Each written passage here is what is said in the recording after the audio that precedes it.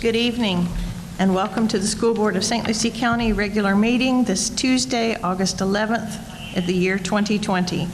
Welcome to all of you that are joining us tonight in the audience, as well as various electronic modes. We're glad to have you with us. If you would, please stand for the pledge. I pledge allegiance to the flag of the United States of America and to the republic for which it stands, one nation, under God, indivisible, with liberty and justice for all. And the treasure hunter pledge? As an adult and a treasure hunter, I am committed to search for all the talents, skills, and intelligence that exist in all children and youth. I believe all children are capable of success, no exceptions. Thank you. You may be seated. At this time, we'll have our report from the EASL. Sorry, David, I'm still trying to get used to the new initials there, but welcome to the podium, Mr. Freeland. Good evening. We say easel if that's easier to remember. I can do that. So, Madam Chair, school board members, Superintendent Gent, good evening. I have several things to report on this evening, but I want to start by actually doing a shout out or thanking the school district. They have done in partnership, I understand, with the Boys and Girls Club, child care for employees who needed that because of the pushback in the start dates, and I think that's very important. It was something that actually we did not ask for, and I'm almost sad that we didn't now, but I'm really pleased. I just want to pass along our thanks to the school district and the people who made that happen for making that happen for our members. It's really much appreciated. I also want to say that, I want to say a lot of stuff. I'm going to say we've now made it through 2 days of school. My email hasn't exploded, my phone hasn't exploded. Things seem to be going reasonably well, which is a good thing. Of course, I hope we don't let our guard down, because we've seen really everywhere that schools have opened, there have been COVID issues. I'm still of the opinion that it's not a great time for us to be opening face-to-face, but I also understand the pickle that we find ourselves in here in the state of Florida. So I just hope that we remain vigilant, but the first 2 days seem to have gone well. I have to tell you that our members are afraid. They're scared. And even though they're scared and afraid, they've made a commitment to take a risk to come back to their classrooms, to their schools, to their work sites. In no small part because they want to do what's right by our students. We still have two things that we feel need to be settled that are part of that angst that they're feeling. One of those is the knowledge that their paychecks are going to be safe regardless of what we face, whether it's a virtual setting, face-to-face setting, or some combination in between. Other school districts have made that commitment. St. Lucie is usually a leader, and it's something I think that we can work out, that we can accomplish. The second thing that's a real problem, a real concern, a real scary thing for a lot of our people is not being offered reasonable accommodations if they have underlying conditions. Whether or not it is the intended message, the message that we're receiving is that the school district doesn't have to do that. I don't think it's a question of what we have to do. I think it's the right thing to do.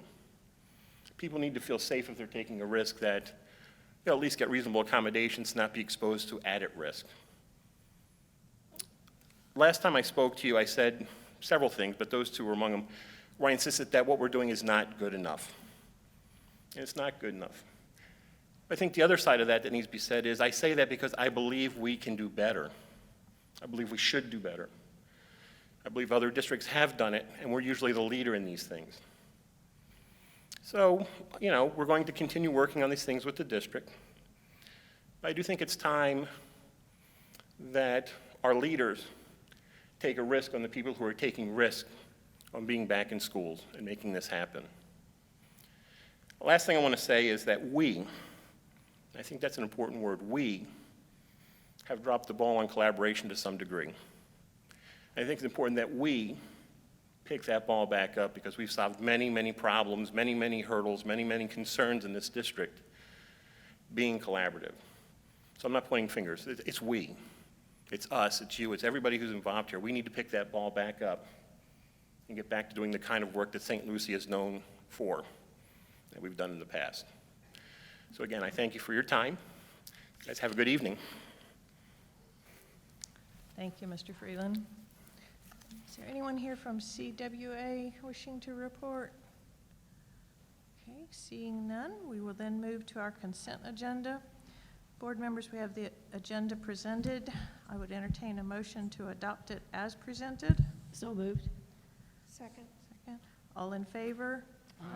Any opposed? Motion carries 5-0. Mr. Superintendent, we'll receive your recommendation. Recommend the board approve the consent agenda as submitted.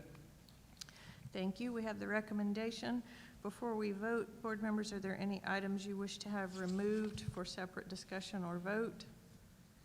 Hearing none, I would entertain a motion to accept the recommendation of the superintendent for approval. So moved. Second. We have a motion and a second. All in favor? Aye. Any opposed? Motion carries 5-0. We then move directly to our superintendent and staff reports. Mr. Superintendent? Thank you, Madam Chair. Just a few items here. Number one, as you're aware, on the July 31st, the state approved our reopening plan. I want to thank Dr. Wild and her department, and particularly Liz Pruitt, who was really the worker bee behind the scenes, but the entire department, because that was quite a task to put that together. I gave, I think I missed maybe Ms. Hilson with the latest on our choices by the parents. We're currently at 49% for My School Virtual and 51% for traditional, and we have it down by the school centers themselves. So I'll get that to Ms. Hilson. I don't think I saw you before the meeting to hand it to you. So those numbers we continue to monitor, and we continue to work with parents if they have any issues or concerns. Regarding that, we have 12 schools that are below 50% right now. So it's a good number, and it could change a little bit between now and the next 2 weeks before school opens. We've had our new teacher symposium going on last week, and we had 213 new teachers attend over at Central, and followed all the social distancing guidelines and using technology, and so that went very, very well. As our teachers reported back yesterday, Dr. Prince and I have been out in the schools, probably have hit about over 20 schools. I had an opportunity to speak to several faculty and staff members to make them aware, just as my back-to-school message, and I think the board saw it as well, that we understand all the emotions and feelings that everybody's going through, because we all experience them ourselves, and that we're working closely with our agency partners to ensure everything that we're doing to open, have our schools safe when we open, and we'll continue to do that.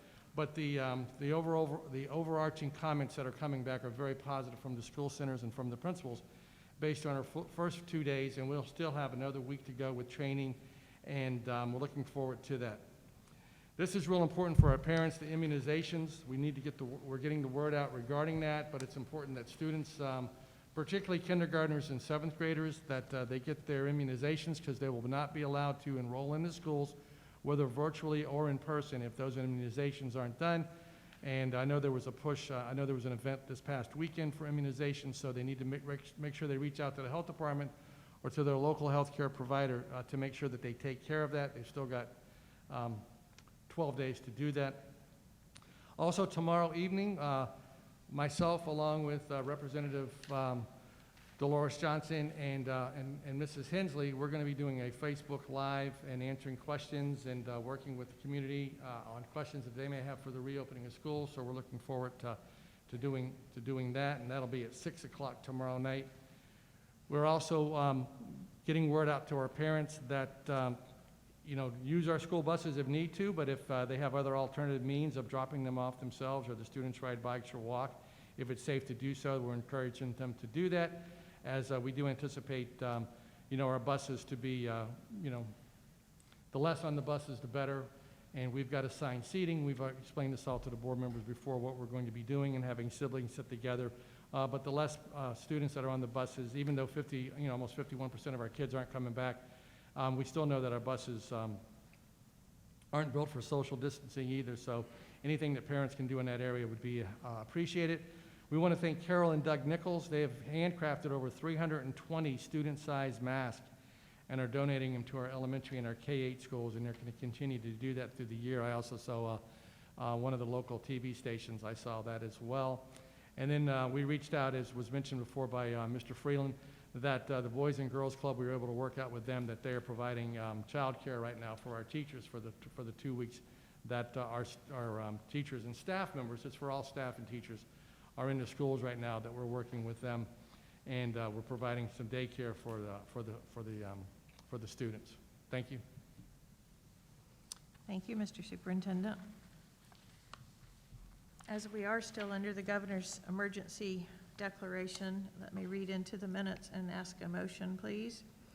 To confirm, approve, and ratify all of the superintendent's actions taken during the COVID-19 public health emergency for the period covered by his report, and authorizing the superintendent's continuation of such actions for so long as the governor's emergency declaration remains in effect. I have a motion, please. So moved. Thank you. I have a motion and a second. All in favor? Aye. Aye. Any opposed? Motion carries 5-0. Mr. Harrell, do you have an attorney report? No, thank you, Mr. Harrell, for being here with us. Madam Chair, I missed one item. I apologize. We also will be doing, on your desk, and you've seen this before on your tables, we've got our Let's Stay Healthy Together. This really summarizes what we're doing. We gave this to the board a couple of weeks ago, but this is an excellent resource if you receive any questions or calls. It's on the website, as well as Lydia in the communications department. We will be putting up some different information on our website for parents, how to navigate the system, how to navigate if your child is going to be doing the My School option at home, just to go through how to log on, how to turn the computer on. We're going to continue to do those things, and we'll have, just like we had a series of vignettes on safety in school centers and on the buses and what we're doing the same thing for parents. So even though we'll share that a little bit tomorrow night on the Facebook Live, we're also going to have that on our webpage and really pushing that next week, as well as messaging to the parents as we gear up for the 24th, that if they have questions, call the school, look on the webpage, try to help them. Many of them have already navigated it, but we don't want to take anything for granted. So we'll be doing that as well. I want to thank Ms. Martin and her team for that. Thank you. Thank you, Mr. Superintendent. We'll now move to our school board member reports. Mr. Ingersoll? No, ma'am, no report. Thank you. Dr. Mills? No report. Ms. Hilson? Yes, I actually have a question for the superintendent. That I know that 51% of our children are not returning, but I want to ask, when we look at class size, are we working with principals, Mr. Junt, in a way that we don't have class oversize? How are we working that? That was a question that came to me today. Yeah, it's we're working on our master board and our master schedules, and so we will meet class size. We're trying to work on the individual. Some schools have more unique challenges than the other one, particularly if it's a singleton class that's offered at a certain time. So we're doing everything that we can to keep those at a minimum number, but I can't promise in every case that there'll be some isolated cases that there will be some larger classes, in-person classes, and that's what we're working through right now with our principals to come up with different alternatives and options on that, as well as even on the online side too. You could find larger classes online, which is really what we would prefer to do, as opposed to have larger in-person classes. So I know there's a couple of outliers that are out there, and Dr. Wild and her team and the executive directors are working with the principals to do everything we can to limit that and keep them as small as we can. Okay. I just want to share personally, I'm not in favor of opening brick and mortar, but again, we're constitutional officers and we follow the law. We gave an oath on the Bible that said we would obey the law of Florida, and we have a governor that feels that we should open brick and mortar for whatever reason. We've been watching Mississippi and Georgia, and I have family members that are teachers. I have family members that are students. I do want to say that the superintendent and his team have done an extraordinary job, along with our union partners, to create the safest and the best protocol, I would think, of any county. We are leaders. We have always been leaders. We're all moms and dads, and we all share the pain and the fright. Right now, we're living in an alternative world, it feels like to me, many days. You know, without faith, I don't know how people get up in the morning and go to work. And not to be a hypocrite, because I am a preschool director, and a couple months ago I did open our church preschool back, and we have been blessed beyond measure, but we have done a lot of the protocols that Mr. O'Leary has done in our school system with UV lights and spraying every facility everywhere children are, and pretty much running it like a hospital. And I have every belief system that our school system will run this in the most efficient and careful way with our precious children and our precious teachers and staff, because I don't know that we've ever faced as many hurricanes as we've faced. I don't know that I've ever felt this kind of insecurity about the process, but I know that we're going to do it right, and I thank the whole team, because everybody in this room and many people that aren't with us today have worked extraordinarily hard to make the rooms clean and the buses clean, and it just the best that we can do. We really don't have a choice, basically, at this point, because, again, I want to remind our listeners, we are under a governor's court order, and until that is lifted or changed, we will do what we are supposed to do. But I thank again the superintendent for what he has done. It's a heavy lift. Thank you. Thank you, Ms. Hilson. Ms. Hensley? As always, a few things. The Transportation Planning Organization last week, we approved our preliminary 2045 plan, which includes mass transit, road miles, bike paths, port and airport, a multi-pronged approach to our transportation needs in the future, with small increments of sidewalks and different things to be planned within the, year by year. The community has input onto that. We do have the opportunity to change our priorities once a year. So if the community has something that they have recognized as a need, they just need to let either the Transportation Planning Organization know or somebody on there. They could either actually let me know.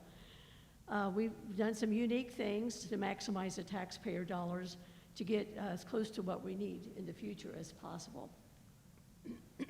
The Children's Services Council has continued to work with a partnership to try to make sure that there are opportunities for our students that are not where their parents have to go back to work.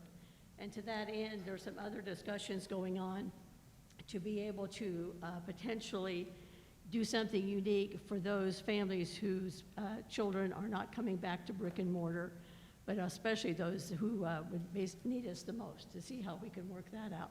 So that's work ongoing.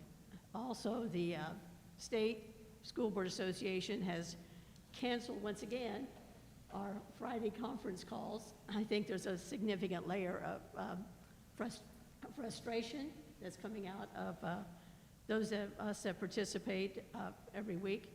The Equity Committee meets, we're having a meeting on Friday morning, a virtual meeting, of course. The resolution that we passed for inclusion against racism and bigotry was shared across the state with other entities, and that is kind of the basis for some of the discussion at our Equity Committee. So on we go.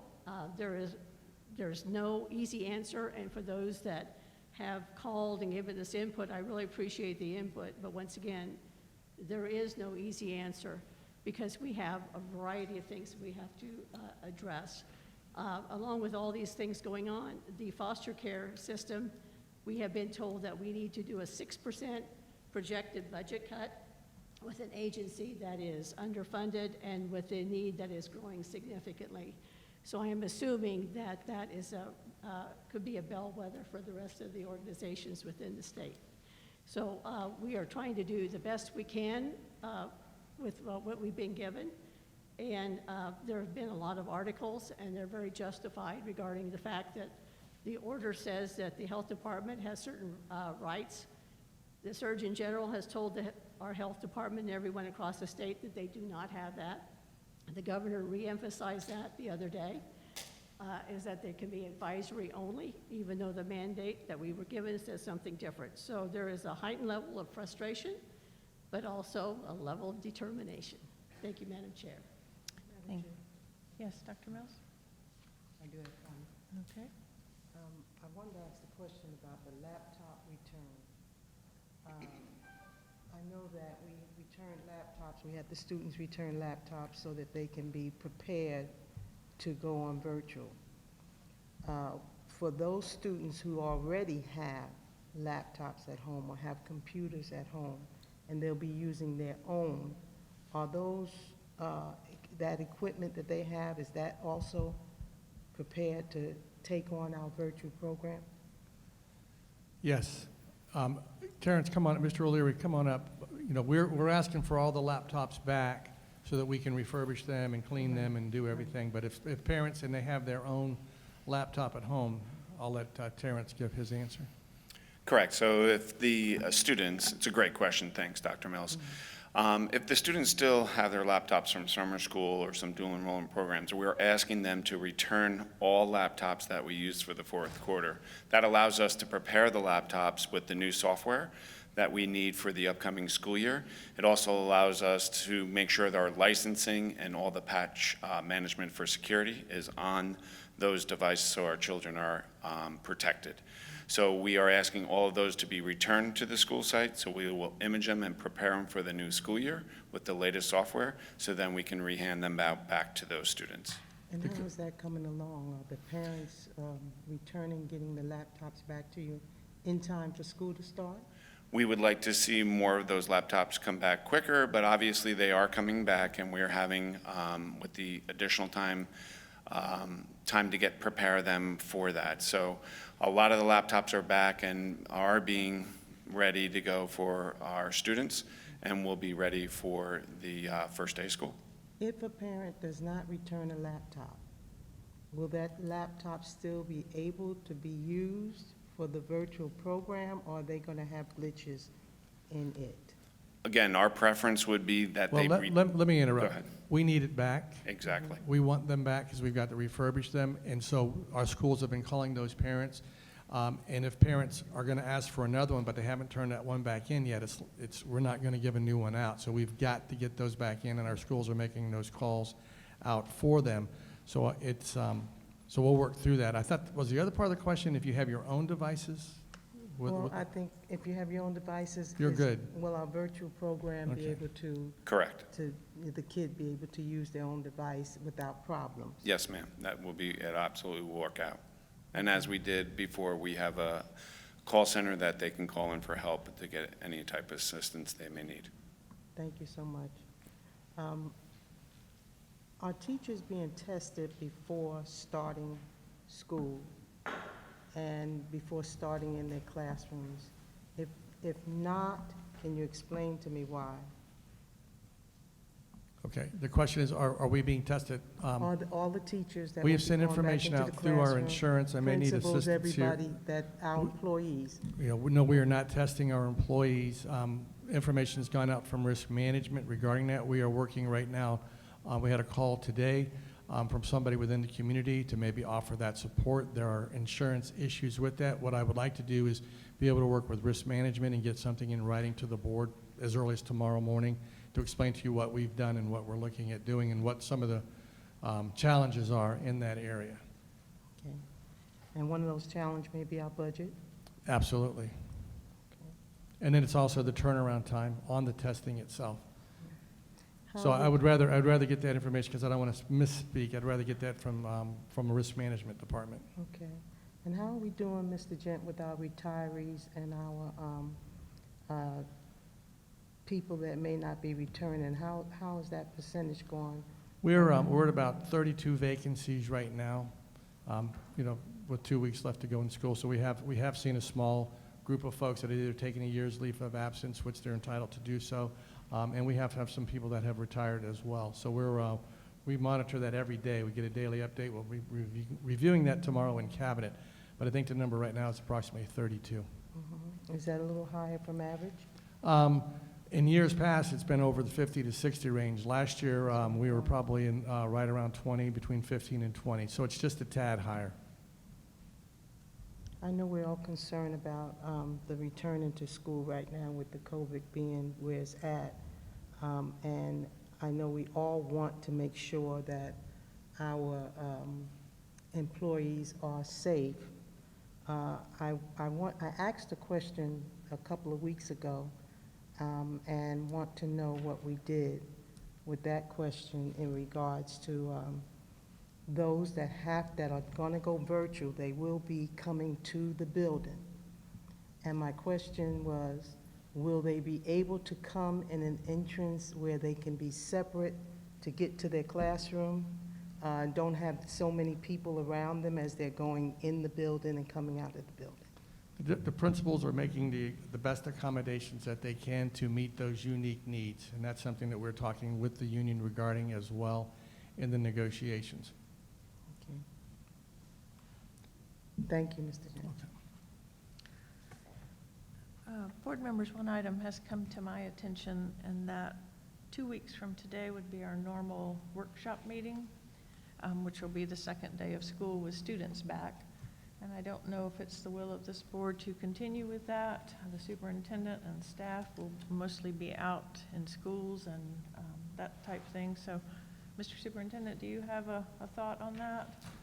I would, yes, I would like to postpone that until September and then have a workshop in September, because like you said, it's the second day of school, and I'd really like to be out in the schools with the staff as well, supporting the schools everywhere, any way we can. Okay. Board members, comments or suggestions? Okay, hearing none, then we'll move forward with the probable canceling of that particular workshop session in 2 weeks then.